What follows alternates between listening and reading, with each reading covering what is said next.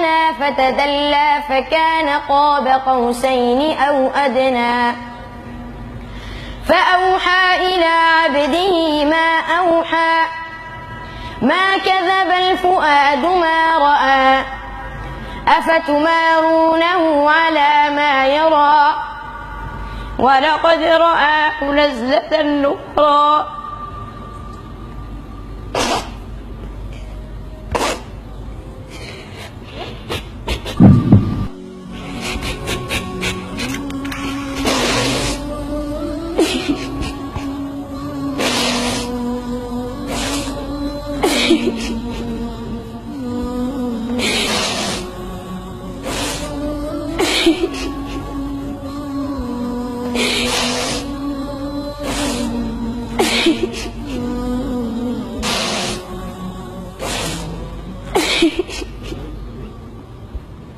ألم يأن للذين آمنوا أن تخشع قلوبهم لذكر الله وما نزل من الحق ولا يكونوا كالذين أوتوا الكتاب من قبل فطال عليهم الأمد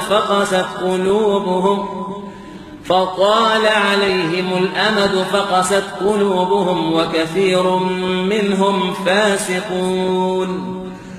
ولقد رآه نزلة أخرى عند سدرة المنتهى عندها جنة المأوى إذ يغشى السدرة ما يغشى ما زاغ البصر وما طغى لقد رأى من آيات ربه الكبرى.